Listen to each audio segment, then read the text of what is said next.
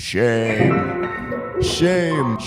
It's 2025 and people feel shame less than ever, which is mostly a great thing. It's great that you can do what you want to do and be who you want to be and share it with the world confidently. Sometimes I'm online and I wish people felt more shame, but that's okay, it's its own story. What I'm getting at is that guilty pleasures are more rare than ever because most decent people are more accepting than ever, and there are so many online spaces to share and discuss whatever you're a fan of. Now is the best time in history to be a nerd, bookworm. I'm studious, from my cerebral cortex to my gluteus. So on that note, the topic of guilty pleasure games has gotten pretty tough to nail down these days. For example, during the Xbox 360 days, it would have been pretty lame as a dude to say that you're into cutesy life-sim games, but today, cozy games as a genre are bigger than ever and are enjoyed by so many different kinds of people. Nowadays, a guilty pleasure game is a game that everyone says you should dislike, but you tend to enjoy anyway. It's like if you're a Sonic fan and your favorite game is Sonic 06, or if you prefer The Last of Us Part 2 over The Last of Us Part 1, or if you just love Halo 5 for some reason, or if you're one of those fake-ass gamers who shits on Dark Souls 2 despite the fact you've never touched Peak. I haven't played it yet either. So when I sit down and ask myself, Sasha, what is your guilty pleasure game? I am not too sure, to be honest. At least that was true a couple months ago. Until I started playing Overwatch 2 again. I know. Playing Overwatch 2 in 2025 is crazy. Overwatch used to be huge. It was literally everywhere, and so many people loved it most of the time. The cinematic trailers on YouTube gained tens of millions of views. Overwatch kind of brought esports into the mainstream. Won Game of the Year awards. Its iconic character roster is a masterclass in character game design. And the game was simply just fun to play most of the time. Listen, think of it this way. If we don't win here, we gotta smell as well. No. When I was about 13, I loved playing Overwatch on my friend's Xbox until I eventually saved up enough to get it on my own PlayStation. I wasn't really good at getting kills, but playing support heroes like Mercy and Lucio to help my teammates win fights was immensely satisfying to me. However, over the coming years, updates to the game got smaller and less frequent. The game had lost most of its fresh excitement for casuals, and it became stale and meta-heavy for competitive players. This game was in a deep slump, and Blizzard knew they needed to make big changes and additions to win over the general public once again. And so, Overwatch 2 was announced. The main new features of Overwatch 2 would be a co-op campaign mode, skill trees and perks to level up your characters, and a general revamp and soft reboot to the PvP experience for all levels of play. And what followed is the exact reason Overwatch 2 is considered a guilty pleasure game today. You guys probably know the story. 2022 rolls around, Overwatch 2 comes out, and it's now free to play, but it was lacking pretty much every single big feature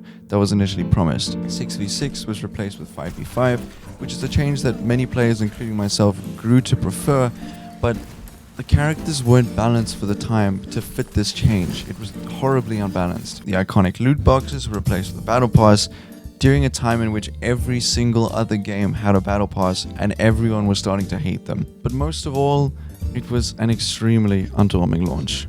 None of the exciting new fun stuff was added, leaving this pathetic excuse of a sequel to feel like every other update so far. Since the launch of Overwatch 2, pretty much every feature related to the campaign mode was cancelled.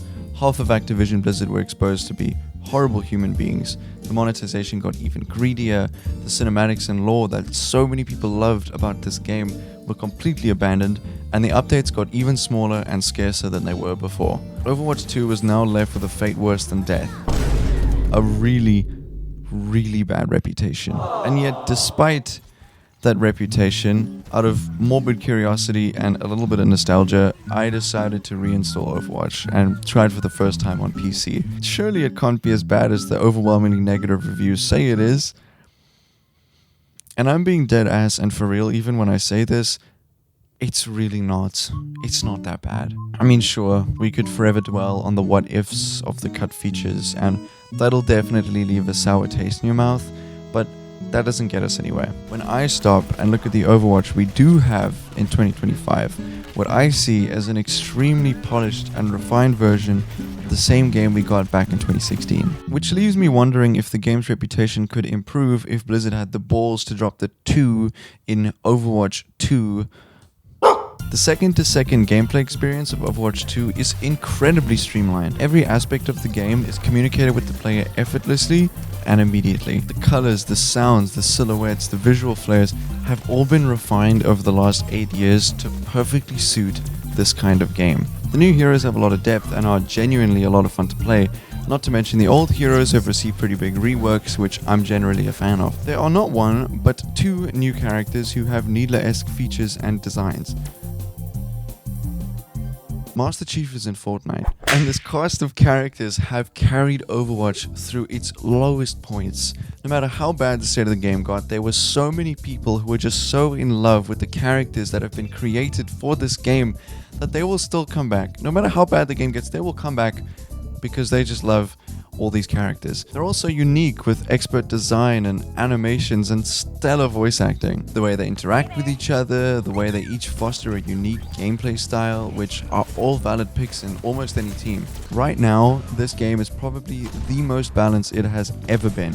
You could pick up any character and excel if you really wanted to. Yes, there can be sweats and steamrolls and ego-destroying losing streaks. Some of those losing streaks have me wondering if I am either the worst player of all time or I have the worst luck of all time. But besides that, when Overwatch hits right, it is still so damn satisfying to play. And in those moments, I think satisfying is the perfect word to describe the feeling of Overwatch. The sound effects of a kill, or healing your teammates, or a headshot, or a team kill all tickle my brain perfectly. The animations and camera work give this game such an immense feeling of weight, which give your character's movements and abilities such a tactile feeling, which is something that feels so small and negligible, but feels sorely missing when it's not there. And like I was saying earlier, just being a contributing part of a coordinated team is still just such an unmatched satisfying feeling. Alright, I've gone on long enough.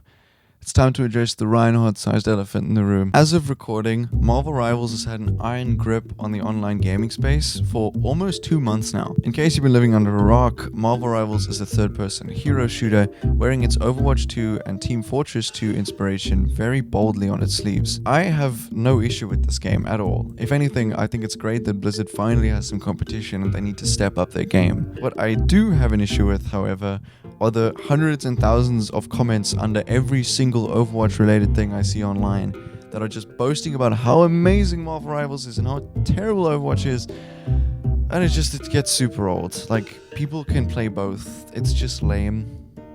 You're not gonna change someone's mind by doing that. And the impression that I get from those comments and replies are that these people have either not played Overwatch in a very long time or never at all. These games each have their own strengths and weaknesses, and I don't think it's correct to say that one is objectively better at everything than the other. And I would just like to give some of my thoughts about Marvel Rivals because it feels wrong to make an Overwatch in 2025 video without bringing it up. The first and most glaring thing that Rivals is worse at is its optimization on PC. It is genuinely unbelievable how poorly this game runs. My computer is in need of an update, that's true, but every other multiplayer game so far has been able to run on it just fine, so I don't see why this game, with low settings, cartoony art style, and small maps, struggles as much as it does. Now, you won't hear many people complaining about this because I'm sure the majority of the player base is on PS5.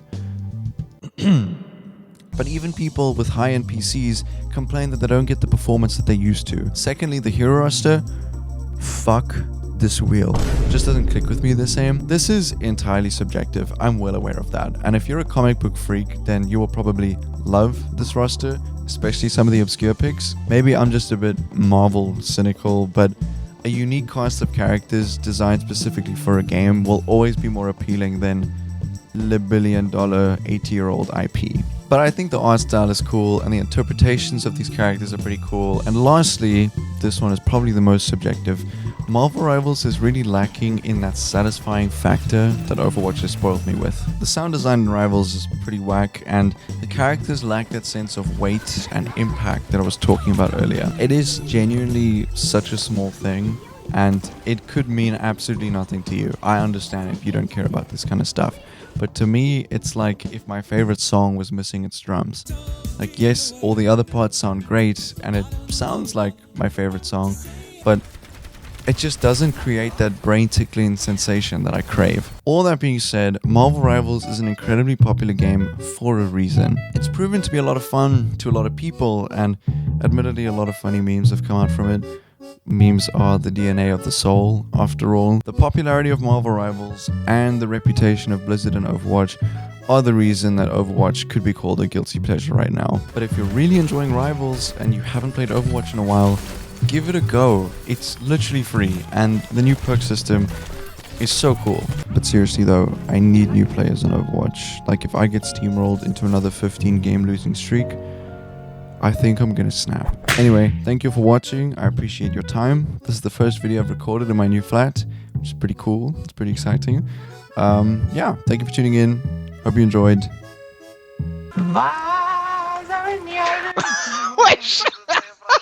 I'm the man, I'm the man, I'm the man. Yes, I am, yes, I am, yes, I am.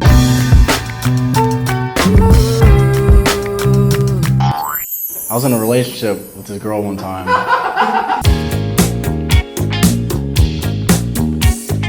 I know some people that are praying for my downfall, and some of them are here with me, but I just act like I'm blind for real. God bless the man I put the sights over.